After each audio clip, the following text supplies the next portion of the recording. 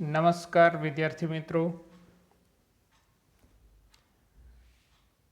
આજે આપણે જે ગુજરાત ગૌણ સેવા પસંદગી મંડળ દ્વારા સ્ટાફ નર્સની લેવાયેલ પરીક્ષાના પેપરનું સોલ્યુશન લઈ પાર્ટ 1 તમારી સમક્ષ હાજર છું. એટલે કે GSSB ગુજરાત સબ કોર્ડિનેટ સર્વિસ સિલેક્શન બોર્ડની એક્ઝામનું પેપરનું સોલ્યુશન છે. આજે ખુશીના સમાચાર એ છે કે જે લોકોને પ્રોવિઝનલ સર્ટિફિકેટ નથી આવ્યું અને ફોર્મ ભરાણા નથી, એ લોકો 28/2 એટલે કે 28 ફેબ્રુઆરી સુધી છે ફોર્મ ભરી શકશે. અને ત્યાં લગી આજે 2-3 જગ્યાએ ટ્રેન નર્સિંગ એસોસિએશનના હોદ્દેદારો સાથે વાત કરતા એવું માલુમ થાય છે કે ત્યાં લગી બધાયનું નર્સિંગનું રજિસ્ટ્રેશન, પ્રોવિઝનલ રજિસ્ટ્રેશન છે એ થઈ જશે. ઇવન આપણા SNI એટલે કે સ્ટુડન્ટ નર્સિંગ એસોસિએશનના એડવાઇઝર એવા શ્રી ઇકબાલ કડીવાલા સાહેબ સાથે પણ વાત થઈ અને એ લોકો આવું પ્રયત્ન કર્યું કે અત્યારે હાલ પાસ આઉટ થયેલા નવા નર્સિસ, હવે વિદ્યાર્થીઓ ન કહી શકાય પણ નવા નર્સિસ છે એ ન રહી જાય એના માટે આ એક્સટેન્ડ કરવામાં આવ્યું. બીજી ખુશીની વસ્તુ એ છે કે 700માં 308 છે એડ થયા છે. એટલે 308 + 700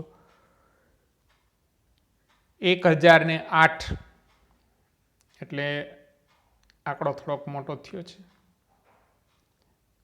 જે લોકો મહેનત કરતા હોય એને થોડુંક મહેનત વધારજો.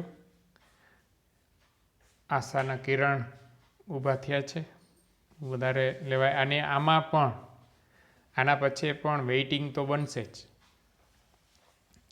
એટલે મિત્રો ખાસ થોડું ટાઈમ પણ વધ્યું છે અને સીટ પણ વધી છે. એટલે જે લોકો મહેનત કરે છે એ કન્ટિન્યુ મહેનત ચાલુ રાખે. આપણે રોજની સિરીઝ આજે મિસ થયેલી એના માટે, એટલે કે આજે એટલે 15 તારીખના ટેકનિકલ પ્રોબ્લેમને કારણે છે એ વિડીયો છે એ 10 વાગે રિલીઝ ન થયો અને પાછળથી અરાઉન્ડ 12:30-1 વાગે છે એ કરવું પડ્યું. એના માટે આઈ એમ એક્સ્ટ્રીમલી સોરી કે રિધમ તૂટી છે. પણ હું હંમેશા કોશિશ એવી કરતો રહું છું કે એડવાન્સથી શેડ્યુલ કરી દઉં છું, પણ કોઈ ટેકનિકલ ખામીને કારણે આવું થયું હોય. તો ચલો આપણે આગળ વધીએ આપણે આજના પેપરમાં. બરાબર છે, તો પેપરની શરૂઆતના જે ક્વેશ્ચન છે એ જોઈએ.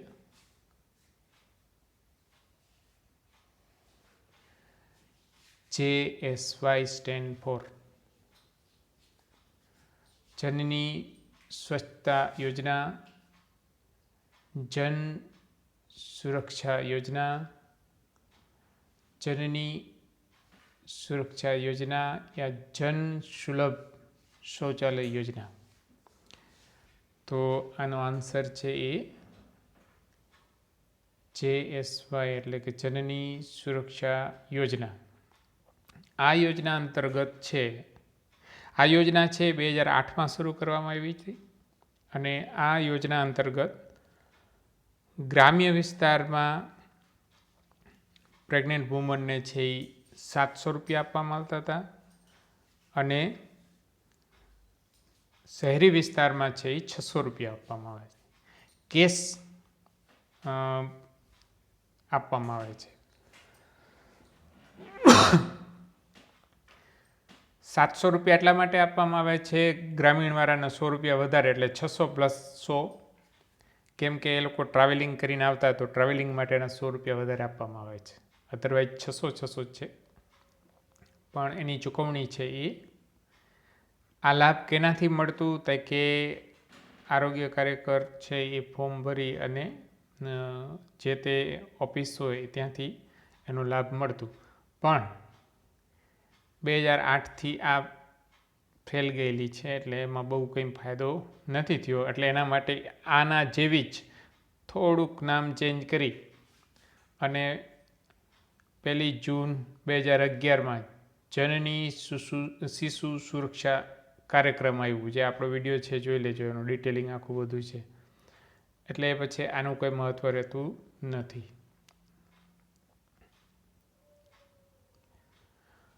First sensor in India was done in. ઇન્ડિયામાં પહેલી વખત વસ્તી ગણતરી ક્યારે થઈ?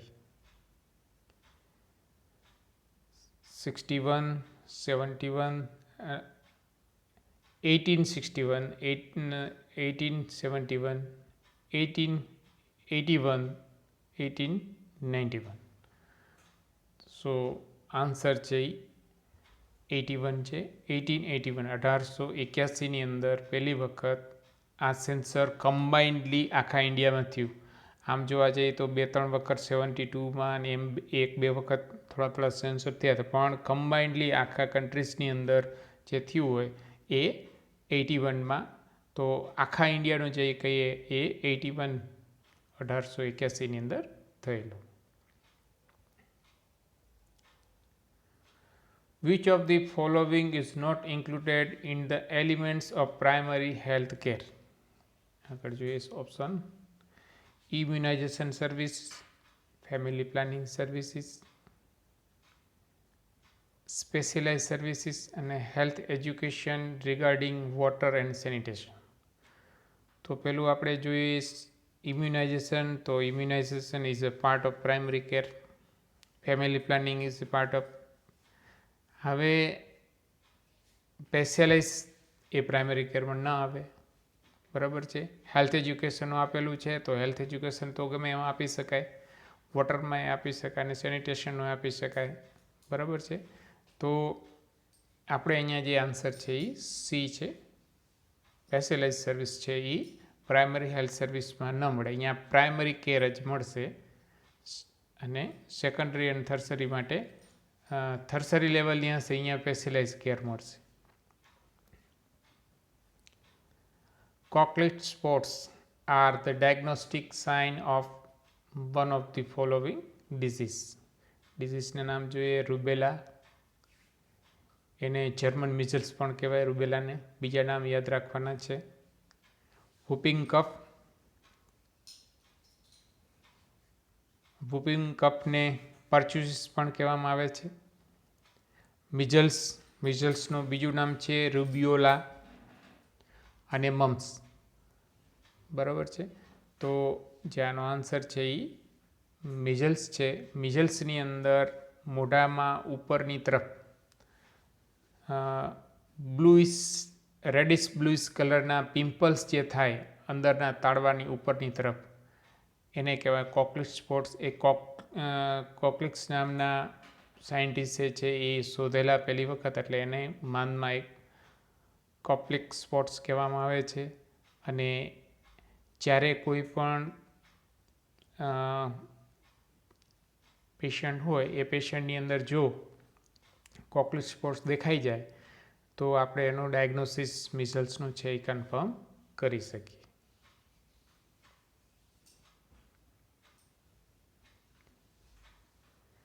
Epidemiology index refer to first case of disease, incubation period,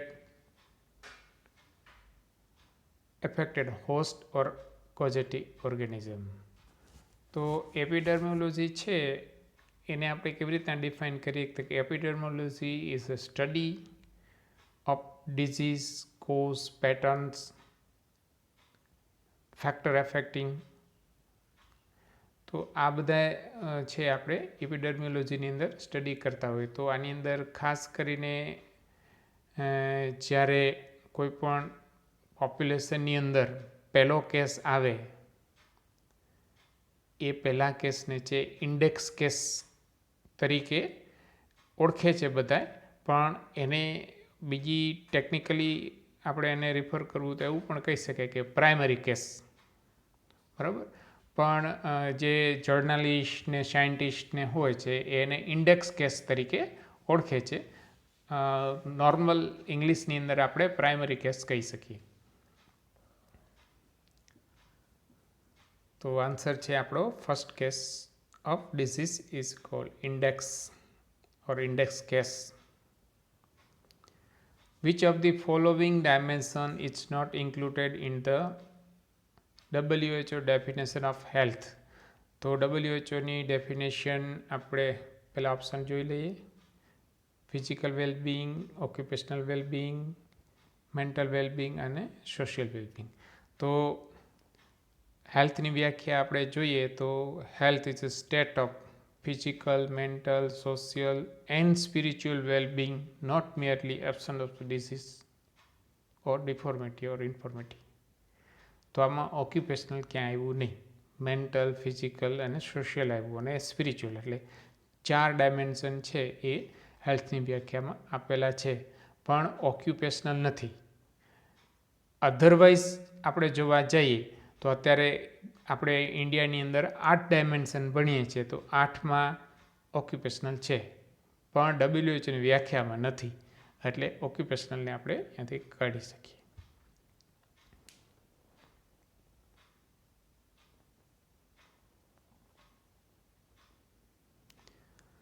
Which of the following is an ideal contraceptive for the patient of heart disease? Heart ડિઝીઝના patient હોય એના માટે કયા કોન્ટ્રાસેપ્ટિવ છે એ શેપ છે?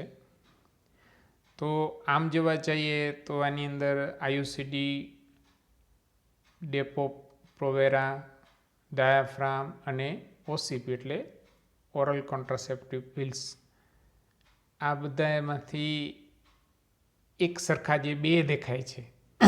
બરાબર, એટલે એક બાજુ પિલ્સ આવે છે, એક બાજુ ડાયાફ્રામને આયુસીડી આવે છે. બરાબર, તો આનો જે સાચો આન્સર છે હાર્ટ ડિઝીઝમાં આપણે છે ઇસ્ટ્રોઝન બેઝ છે એ કોઈ પણ દવા છે યુઝ નહીં કરવા, કોઈ પણ ઇસ્ટ્રોઝન બેઝ ઓસીપી છે એ નહીં લેવાની, કોઈ મેથડ પણ નહીં વાપરવાની. બરાબર છે, તો ડેપો પ્રોવેરા છે એ એમાં શું કહેવાય રાઈટ આન્સર છે, કેમ કે ડાયાફ્રામ અને આયુસીડી બે સરખા જ છે. આ બેની અંદર ઓસીપીની અંદર એસ્ટ્રોજન હોય છે, જ્યારે ડોપોવેરા છે એ સેફ છે હાર્ટના ડિસીઝ માટે. Which among the following is not included in the policy framework of NPP 2000? NPP એટલે national population policy. Imparting the free and compulsory school education above 40 of age, reducing infant mortality rate, reducing TFR and achieve the stable population by 2045. તો આની અંદર આપણે જોઈએ તો એક સરખા 3 બી, C અને ડી છે એ 3 છે એકબીજાને કોરિલેટેડ છે. ઇન્ફન્ટ મોર્ટાલિટી રેટ ઘટે, TFR ઘટે, તો સ્ટેબિલિટી આવે. કેમ કે ઇન્ફન્ટ મોર્ટાલિટી રેટ છે ઘટે એટલે વધારે બાળકો આવે. જો એનું રેટ ઘટાડવામાં આવે, ટોટલ ફર્ટિલિટી રેટ ન ઘટાડવામાં આવે, બરાબર છે, તો બાળકો વધી જાય, એટલે એ પણ રિડ્યુસ થાય, બે રિડ્યુસ થાય. બરાબર છે, તો સ્ટેબલ થવા માટે જરૂરી છે. તો આની અંદર જે આપણો આન્સર છે એ છે.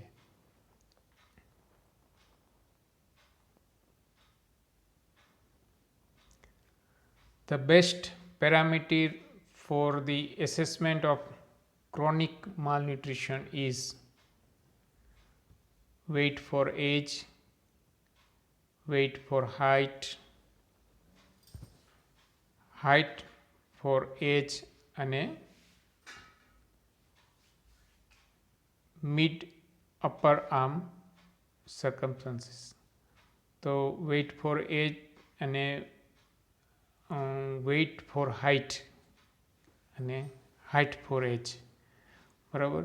તો આની અંદર આમ જોવા જઈએ તો એના સિવાયના પણ બીજા ઘણા બધા આપણે ક્રોનિક માલન્યુટ્રિશન માટે છે પ્રોટીનનો ટેસ્ટ કરી શકીએ છીએ, WBC RBC વગેરે જોઈ શકીએ છીએ, એના સ્મિયર જોઈ શકીએ છીએ, બરાબર. પણ જો બેસ્ટ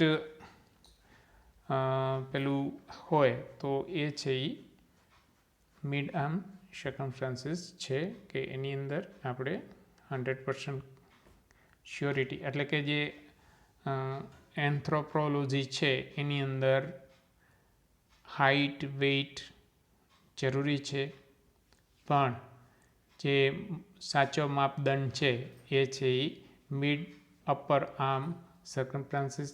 એની અંદર જો 11થી ઓછું હશે તો સેમની અંદર આવશે, 11થી વધારે અને 11.5 લગીનું હશે તો એ મેમની અંદર આવશે, અને 12થી ઉપર હશે એ બધું છે એ ગ્રીન ઝોનની અંદર આવશે, એટલે કે નોર્મલમાં આવશે, બરાબર છે. તો બાળકનો જે બાવડાનો ઘેરાવો છે એ બાવડાનો ઘેરાવો ઇન્ડિકેટ કરે છે, અને એની અંદર આપણે ખાસ કરીને જ્યારે સેમ માટે જોતા હોય કે સિવિયર એક્યુટ માલન્યુટ્રિશન માટે જોતા હોય ત્યારે આ જરૂરી હોય છે, બરાબર છે.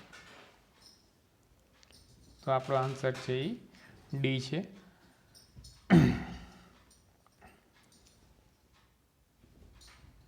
UNICEF was establish in which year? કયા વર્ષની અંદર યુનિસેફ સ્ટાર્ટ કરવામાં આવ્યું? યુનિસેફ એટલે United Nation International Children Emergency Fund, બરાબર છે. જે કયા વર્ષે એસ્ટેબ્લાઇઝ થયું છે એટલે કે ચાલુ થયું, શરૂ થયું છે? 46, 48, 52 એન્ડ 55, બરાબર.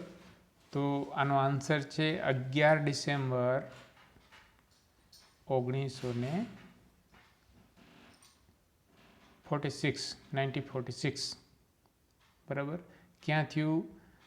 કે ન્યુયોર્કમાં યુએસએમાં ચાલુ થયું, બરાબર. આ શું છે? કે આ ઇન્ટરનેશનલ હેલ્થ એજન્સી છે, બાળકો માટે કામ કરે છે. એટલે આપણે ઘણી જગ્યાએ જોયું હશે, આપણે ફ્રીજ છે, વેક્સિન કેરિયર છે, એવી બધી જે વસ્તુઓ છે એમાં યુનિસેફ લખેલું હશે. એના સિવાયની પણ ઘણી બધી યુનિસેફ છે એ સેવાઓ આપે છે, અને ઘણા બધા આપણા જે નેશનલ પ્રોગ્રામ ચાલે છે એમાં પણ યુનિસેફ મદદ કરે છે. એટલે યુનિસેફનું પણ મારી પાસે મેં એક નેશનલ એજન્સીનો ડિટેલવાળું નાખેલું છે વિડીયો, એમાં બધી એજન્સીઓ એક વખત જોઈ જાજો કે આવું કંઈ ક્યારે પણ ક્વેશ્ચન પૂછે, શોર્ટલી જ છે, તમને મળી જશે, બરાબર છે. તો મિત્રો અહીંયા આપણે 10 ક્વેશ્ચન પૂરા થાય છે. ફરી આની કન્ટિન્યુટીમાં મળશું. BLSનો એકચ્યુઅલી રેકોર્ડિંગ કરેલું છે પણ મેં હોલ્ડ ઉપર રાખ્યું છે. હોલ્ડ ઉપર રાખવા પાછળનું કારણ એ છે કે એમાં કોવિડની ગાઈડલાઇનવાળું અપડેટ કરવાનું બાકી છે, એટલે પેલું રેકોર્ડિંગ કાઢીને બીજું રેકોર્ડિંગ નાખી અને પછી ફરી રિલીઝ કરીશ. ત્યાં લગી રજા લઈએ. જય હિન્દ. ફરી કાલે મળશું.